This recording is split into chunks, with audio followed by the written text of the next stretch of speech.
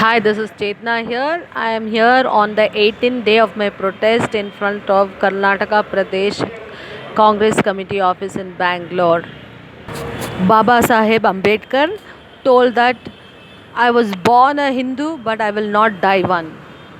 I think I am going to tell the same thing. I am born a Hindu but I will not die as an Hindu because I found a new God. I found a God which is giving me hope, and I would like to share this with my Dalit brothers and sisters today. My mother was a very spiritual person. She taught me about all the mythologies of Hinduism. She taught me whatever all stotras and all those things about Hinduism. I also followed that. I also did vratas and all those things. But I was not able to get one answer. Why was a Shudra born out of the feet of God, and why was a Shudra a sinner? But the rest of the other three classes, which is like Brahmin, Kshatriya, and Vaishya were the superior classes, and why was a Dalit the inferior class? So I wanted answer for this, and every book I tried to read in Hinduism, I was not satisfied. I was not at all convinced. See, when you're trying to search for truth and you find truth, there's a sense of satisfaction, there's a contentment in your heart. So every book I read in Hinduism, my heart was not content, I was not satisfied. There were so many questions I had. There was no answer in Hinduism for that. They say is you just have to believe, and move on. There's no answers. That's the way the God has told, so we just have to follow. And my heart was not at all agreeing for that. So in the quest for what really is truth, what is God, I tried to search in I tried to read many books as possible, and then I finally started reading Bible also, in which I was still not satisfied because all those big thick the Bibles and all, I couldn't understand them at all, not much. So then I found one book.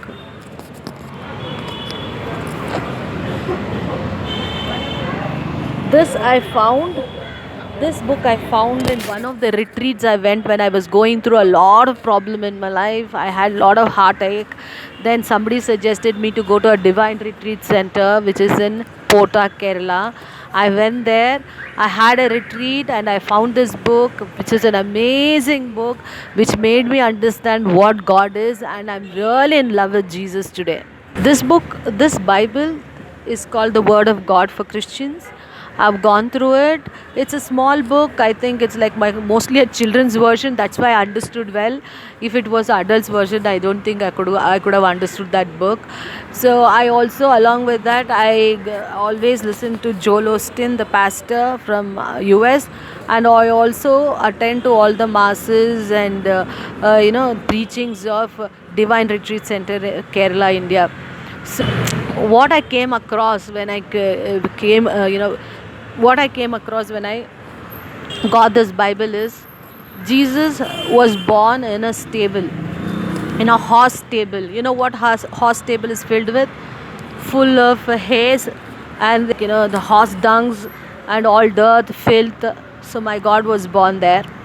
He always, wherever he went, he was wearing a you know old rag like old rag like clothes. Then he was wearing the old chappal, and he was having one stick in his hand. And he relates very much to me and my community because he was almost like a Dalit only. In Hinduism, only Dalit is a sinner. The fantastic thing about Bible and Jesus preaching is everybody born is a sinner, so that makes everybody sinner. And then also, what really struck me with the Bible, what really gave me the answer, which really made me satisfied and happy, was that for Jesus, Jews, that is a Brahmin, a Gentile who's a Shudra, is the same. There is no partiality. It's all about you having faith and love for faith in God and love for others. That's what Jesus preaches, and I just love that preaching. Also, the Bible says the man was created in the image of God. So it does not say a Brahmin man was created in the image of God, or a Shudra man was created in the image of God. No, every one of us, each and every individual who's born on earth, might be rich, might be poor, might be diseased, might have sickness, or he might have health. He might be fat, he might be thin, he might be fair, he might be black. Whatever is the case, he might be a Brahmin or a Shudra, does not matter. Every one of us are born in the image of the God. So every one of us carry God in our hearts. This is one of the revelations that really made me happy. Jesus also chose to be with sinners, poor, downtrodden. He did not like rich people much, nor did he. It's not, he loves everybody, it's not like that, but he always was with poor people, he was with downtrodden. And when it came to, when the Jews, like the Brahmins, really they take pride in who they are, how their customs are, how their traditions are, and they feel they're very pure about themselves. Jesus really, took them for the task. He really scolded them. In the Bible, he always told them not to take pride in all that. He says always to be kind, and he says what you eat, like, if you eat meat, you're not dirty. If you eat something else, you're not dirty. What really defiles or dirties a person, or if defiles a person, is that the what comes out of your heart, like, if really good things come of your heart, or evil things, then that is what determines if you're good or bad. Not what you eat, what you wear, where you sit, with whom you go and socialize. All these things does not matter for Jesus at all. Jesus always forgave sinners. He always forgave sinners. When a woman was caught in adultery and people brought him, the Jews brought him to test him. They brought that woman. They made him stand in front of him, and they said, in our customs, we stone a woman who does adultery. What do? Jesus said, whoever has not sinned, pick up the first stone and hit at the woman. And the whole crowd dispersed. Like that, there are many cases. There are so many people who were involved in prostitution, or who were pushed into prostitution, who really feel very dirty about themselves.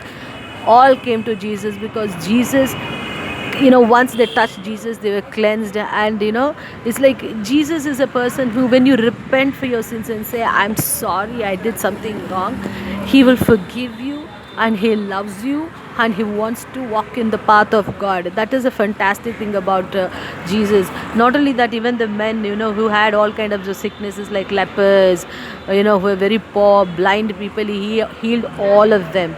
And then he touched the people whom Jews were told they were untouchables. He went and touched them out of love. Fantastic. After reading Jesus, the Bible for a long time, I really felt an urge that I should get converted. But two things obstructed me from, getting converted, and I really have those concerns. One is that, one is we have anti-conversion law here in Karnataka, so nobody can easily get converted into Christian. We have to get the consent from the magistrate, and only then we can get converted, and it's a little hard to get a consent from the magistrate. Second thing is that in Christianity also there's caste system. When my children study in a Christian school only, so when I speak to the parents there, so I get to know, when they're talking, they ask each other surnames, if it's a D'Souza or a Pinto or Bregenza. Just getting to know the last name, they get to know the roots. And most of the people who are converted, they call them converts. So that's the reason I just didn't want to get into Christianity. As of now, I'm not interested much, though I am a follower of Christ, very, very, very ardent follower of Christ. I really love Jesus like crazy. But to become a Christian, I'm thinking, I don't know, I'm not very convinced. I just don't want to convert. There is something called baptism, where you get, baptized with holy water. So that is very, very spiritual and a holy process. I love that process. I really love that process. I really want to get baptized. Unfortunately, this whole thing about the caste system there is scaring me. I don't want to get converted that fast. I will wait and see if some, there's some congregation is formed in India only for Dalits. Because in Christianity they have different congregations, like, Jesuits are one set of Christians, and they have something called Sisters of Notre Dame. They have something called Franciscans. The congregation Mother Teresa comes from is called Sister of Paul. So like that, they have different congregation which is formed for different purposes. So I just hope they form one more congregation for us Dalit Christians only, so that we don't have to go through again the caste system when we go into Christianity. And that could be done if some Dalit Christian really puts forward it to the senior most people, senior most spiritual people in India, and also take it to Pope. The two favorite characters of mine in Hindu mythology is Ekalavya and Karna. Both of them belong to Dalit class. Okay, one though is not actually born of Dalit class, but unfortunately it grows up in Dalit class only, so he becomes a Dalit for the other people. So when though Ekalavya had become a skillful archer, in spite of that, what the Dronacharya belonging to a Brahmin class does, because only the Kshatriya, that is a warrior class, has to have the finest archery skills, he tells Ekalavya to cut off his thumb. I till now, I mean, until I knew, Jesus, I couldn't understand and digest the fact that why would a person be so, God give talent as, talent to a Shudra, and then why does the upper caste have to take it away? If, as per what they say is that, Shudra has no talent, God has not endowed them or bestowed them with any kind of a talent. If the God is not given, then it is not there, no? Then why do you have to snatch away the talent that is in him? So that means to say, this prejudice that these people have, that Dalit God has not bestowed us with talent, is scratched out. It's wrong. Does not, I mean, it is not actually what they say. Then what we see is different things. So we should not agree to that. If you see, when it comes to Karna is also a very brilliant warrior. Though he was born to a warrior class, unfortunately, he was given away. He was thrown away into the water. So he was he was brought up with the Dalit community only. For that sake, because he was the strongest person in Kaurava's side. What does what do Pandava do? They again try to take away the kavach from the current, so that he can be shot dead. So what they do, they come, they take his kavach and goes. This also I feel is very unfair, and nowhere in Bible I see something like that, God doing something very unfair to a person. So it is written in Bible is Jesus is a just God, and he always does justice. So there is no injustice with Jesus, and he says to love one another. So he does not say love this community or that community, your brother only, and no, he says love your neighbor as you love yourself. So that is what really struck with me, because this is a God of justice, this is a God of fairness, this is a God of equality, this is a God of love. See, in this, according to Constitution, every person is free to experiment his spirituality, and wherever he finds, the spiritual comfort, he can go ahead and convert. There is no problem. In spite of that, BJP government has come and put in the anti-conversion law. That has been done in Karnataka also. But what is Congress doing? Anti-conversion is not there in Constitution. Kindly remove that act. Whoever wants to convert to whichever in whichever religion he wants to, he can convert. Why do you have to put an obstruction? It's a free will of a person. And if you believed, Congress believed in secularism, the first thing you could do is, after coming into power, remove the anti-conversion law. Why do you think this Hindutva guys are bringing anti-conversion laws? They're implementing all these anti-conversion laws because Dalit, you're going to experiment your spirituality. And if you find comfort, if you find worth in some God, you're going to go convert, because you are not at all satisfied as a Hindu. Most of the Dalits are not happy as a Hindu because we are seen as inferiors. The first thing they will do when you go to a temple is they'll ask you your Gotra. What's your Gotra? So what is your ancestral family name and all? We absolutely have no ancestral name and all. Because it mostly Brahmins and all the upper caste have all that. In so many states, especially in North India and all, when the conversion is taking place, if the children are getting converted, this BJP government is taking all the children and putting into different kind of hostels and doing some things like that. So I want to tell, Jesus has come. He is the light. You can't put an umbrella, to the sun and say the light not to fall. He is the God. His light has come into this country. He's come into our lives. Do not try to bring in anti-conversion law. Try to take our children and try to beat up the people who are converting and all. Nobody is a fool here. Nobody wants to convert for just because if you go to Christianity also there is casteism.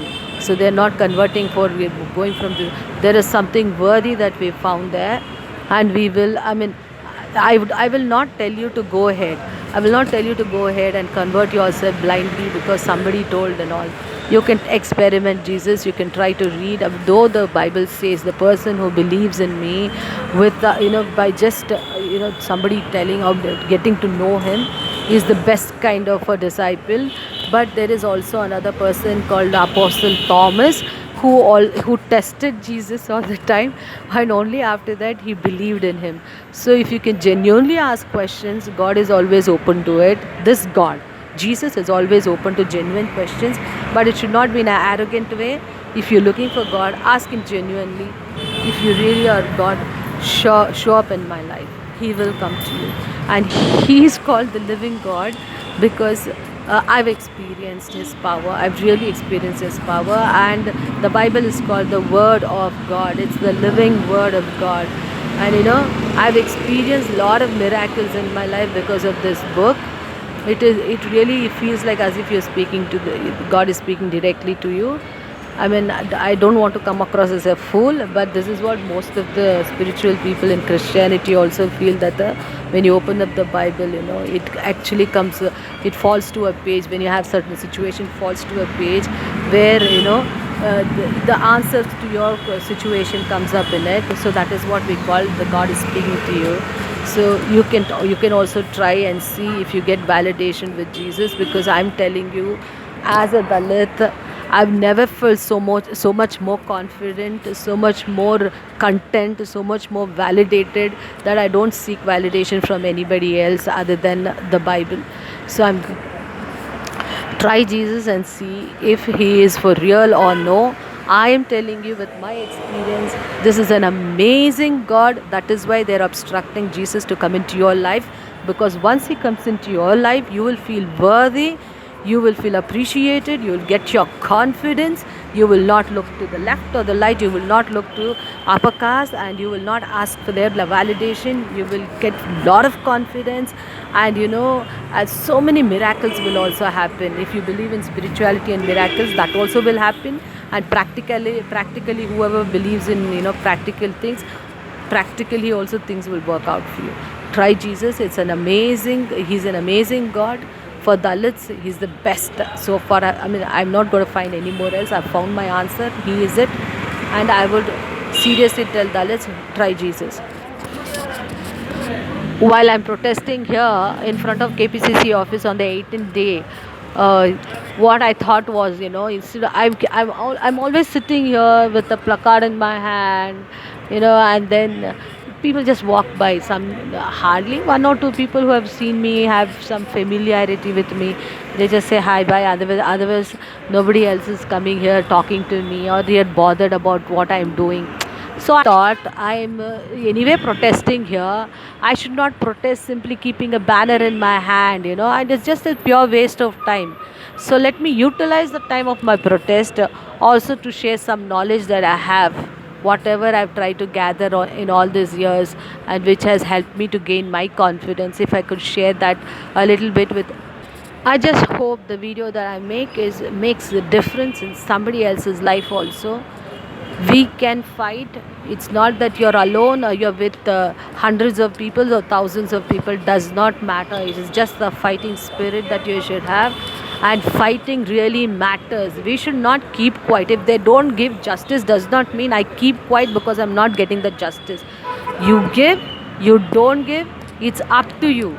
But I will take it because that is up to me. I'm going to sit here and fight no matter what happens. I'm going to sit here and fight, and I will take the justice.